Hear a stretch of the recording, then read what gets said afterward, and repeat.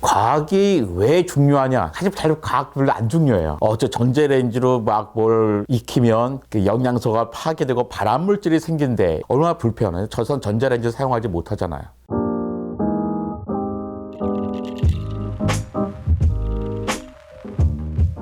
뭐 편하게 이야기한다면 과학이란 나를 둘러싼 세상 사이의 관계를 해석하는 학문이다 라고 이야기할 수 있을 것 같아요. 그 세상이 누구냐면 기본적으로는 우주예요. 우주에서 내가 어떻게 생겼는지, 최초의 생명에서 내가 왔을 때까지의 과정들을 왜가 아니라 어떻게라는 부분을 해석하는 학문인 것 같아요. 다른 모든 학문들이 관계를 해석하는 건데 우리는 대상이 우주와 생명, 자연인 거고 그 다음에 해석하는 방법에 있어서는 다른 학문과 차이가 좀 있죠. 사실 잘 과학 별로 안 중요해요.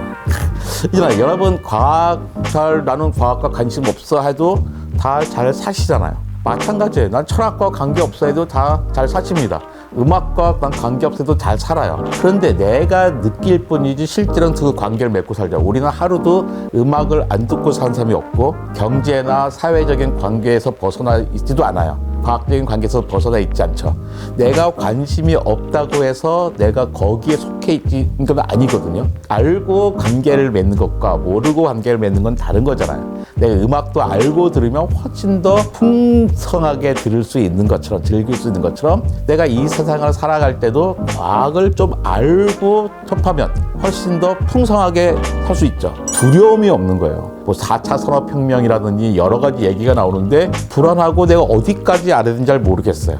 전체적인 과학의 그림을 그리고 나면 내가 아는 부분은 이런 거고 모르는 부분이 이만큼인데 모르는 부분 중에서 내가 좀 관심이 있고 알아야 될 것 같은 게 이거고 나머지는 내가 몰라도 될 것 같아 라는 식의 영역을 정할 수 있으면 훨씬 더 편하게 살 수 있죠. 어떤 사람들이 이런 얘기 하잖아요. 전자레인지.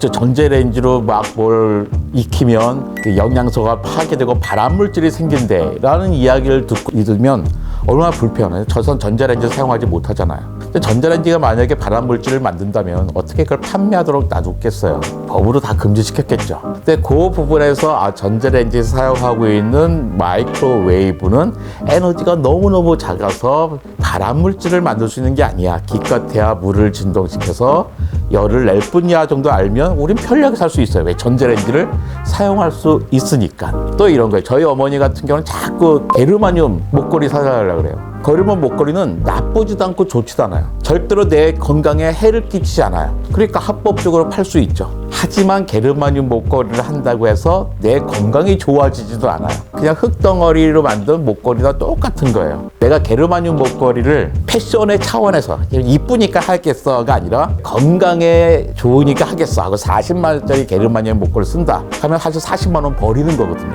과학을 조금 더 알면 내가 안전하면서 살 수 있고 안심하고 살 수 있고 내 돈과 마찬가지로 세금을 절약할 수 있겠죠. 돈이란 부분은 상당히 중요한 부분이잖아요. 과학만큼은 최소한 정도의 상식 차원에서도 가질 필요가 있죠.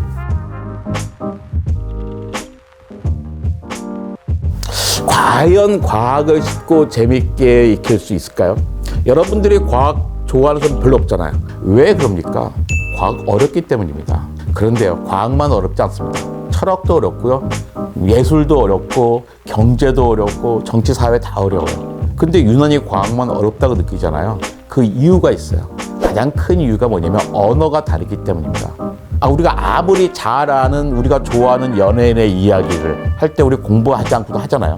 근데 누가 그 말을 태국어로 한다.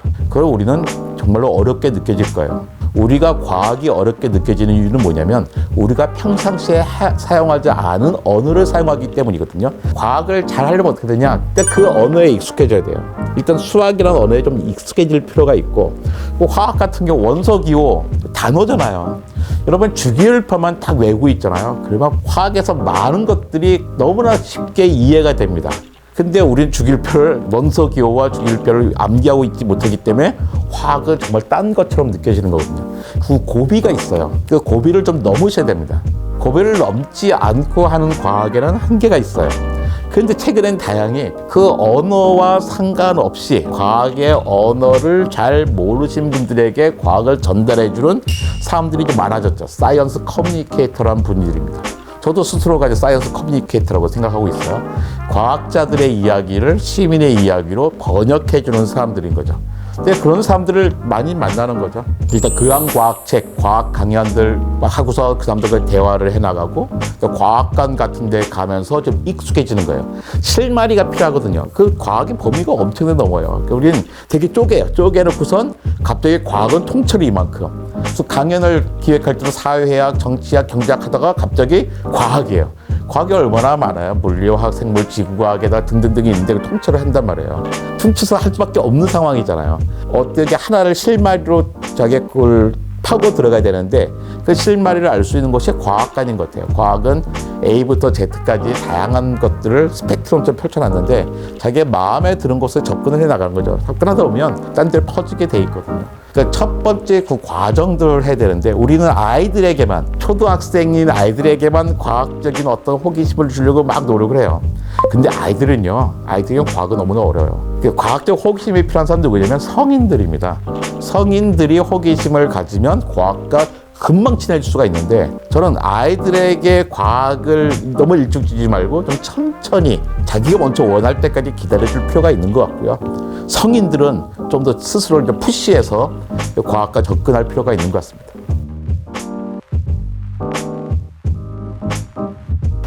과학적 삶의 태도라는 게 일단 의심과 질문입니다. 의심하고 질문하는 게 과학적인 태도예요. 아, 그렇군요 하고 믿는 게 아니라 정말 그럴까? 라고 따져보는 거죠. 그리고 따져볼 때 숫자로 따져보는 게 아주 중요합니다. 의심 많이 하잖아요. 아, 정말 이게 안전할까? 거기 무슨 백신에 어떤 비소가란 게 들어있대. 그죠? 한때 우리나라에서 2년 전 겨울이었어요. 그 신생아들에게 엄마들이 백신을 안 놔준 적이 있어요. 왜냐면 백신 속에 비소가 검출됐거든요. 따져봐야죠. 멀쩡한 백신에서 새로 비소를 넣었을까? 그럴 리는 없잖아요. 원래 있었죠.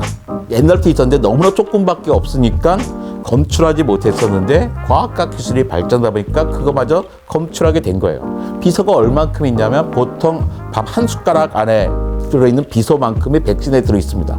50몇 년 동안 매일 밥을 먹었지만 비소에 중독되지 않았어요. 왜? 너무 조금 들어있기 때문이죠. 그러니까 뭐가 들었냐가 중요한 게 아니라 뭐가 얼만큼 들었냐가 되게 중요하거든요. 그 다음에 그 과학적인 태도는 되게 겸손한 태도거든요. 과학자는 정말 겸손합니다. 석사과정 학생이나 노벨상 수상자나 거의 대등하게 토론을 해요. 나이가 절대로 벼슬이 아니거든요. 겸손에는 커다랗게 세 가지 요소가 있는 거예요. 첫 번째 요소가 뭐냐면 자신의 지식과 본능의 한계를 인정하는 겁니다. 나는 모든 걸 다, 내 지식은 한계가 있어. 나는 똑똑하지 않아. 인정하는 거예요. 두 번째가 모른다고 말하는 것을 거리끼지 않는 거예요. 과학자들이 제일 잘하는 말입니다. 몰라. 나 모른다고 말하는 게 부끄러우지 않은 거예요. 이게 모르는 게 정상이니까. 세 번째가 새로운 사실이 밝혀지면 기존에 가졌던 생각을 기꺼이 바꾸는 겁니다. 이거 쉽지 않습니다. 내가 평생 가졌던 생각, 내가 존경했던 선생님이 만든 이론이 있었는데 새로운 증거가 있어? 버려야 되는 거예요. 그러니까 내가 과학적으로 태도를 갖는다는 것은 겸손한 태도를 갖는 건데 이거면 적어도 내가 과학을 잘 모른다 할지라도 과학적인 태도로 살아간다고 말할 수 있을 겁니다.